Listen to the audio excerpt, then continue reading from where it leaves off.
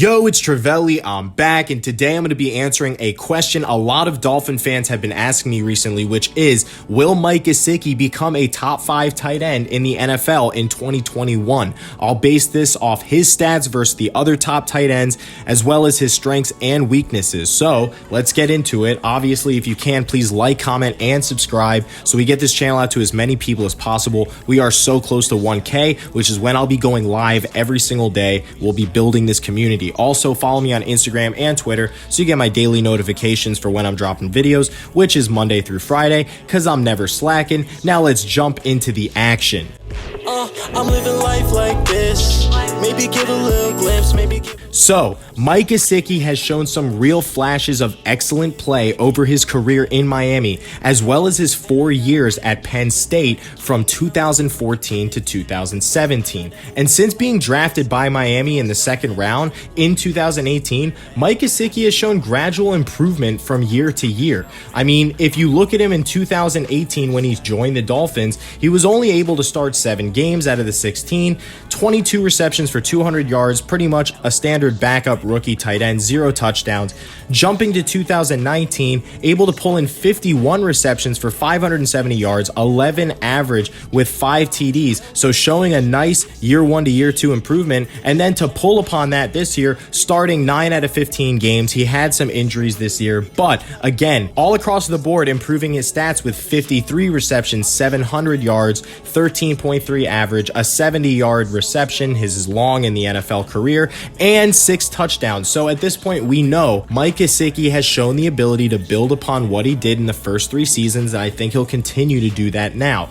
Now, from a physical standpoint, it should be known that at 6'6", 250, this guy is pretty much a beast wide receiver. He's too small to really get low and produce great blocks on premier pass rushers, but that's okay because if that is his weakness, for his lean frame that he does have, he still gets the job done in the blocking game. You can look up his blocks. He doesn't get absolutely thrown to the floor, which is pretty impressive because he's really skinny for a guy that's going to be blocking these big-time linebackers and pass rushers, etc. Now, we also drafted Hunter Long from Boston College. He's 6'5", 255 pounds. He's slightly beefier. He can provide that solid block, as well as Durham Smythe, who's already on the roster. Now, what he lacks in blocking, Gesicki, he can make up for in athletic abilities downfield, whether it is straight up burning a DB with speed, route running, or footwork, or basically mossing dudes because he can go up with a 40-inch vert and dunk on an 11-foot rim.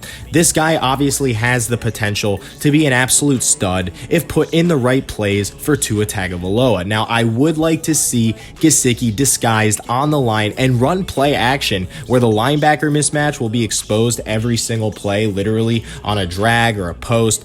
If it's man coverage with a linebacker, it's a wrap.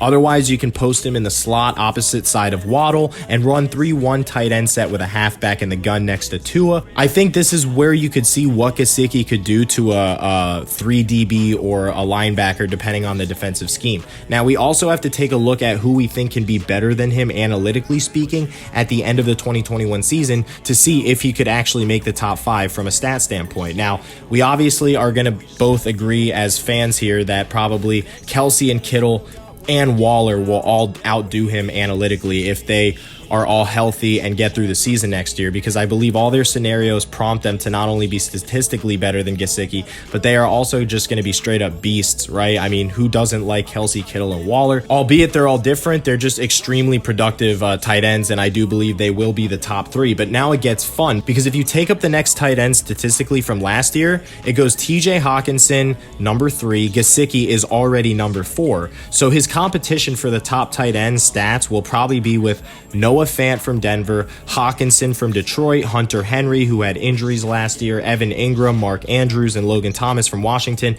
Now, my overall prediction is that he will finish number 5 behind Kelsey, Kittle, Henry, and Mark Andrews, which is amazing to say for Miami, to say if he finishes number 5, you have a top 5 tight end who's 25, a possible top 10 QB if Tua improves on what he did last year, and 2 young receivers with one of them being a rookie. I mean, the sky is the limit for Miami right now. If you're a Miami fan, you obviously have to comment, like on this, tell me what you guys think about this video, and do you guys also think that Mike Gesicki has a really high ceiling, no pun intended, because he's 6'6", but like this dude could straight up reach through the ceiling. I think that if they put him in the right positions, he could be unstoppable on fades in the end zone and so many other play formations that they could draw up for this guy. If you guys agree, you know the deal. Please like, comment, and subscribe as always. If you like the music in the background, go ahead and check out my music channel or some of my new music drops that are happening all the time. And have a great day, guys. That's the most important thing. Peace. I'm living life like this. Maybe give a little glimpse, maybe give a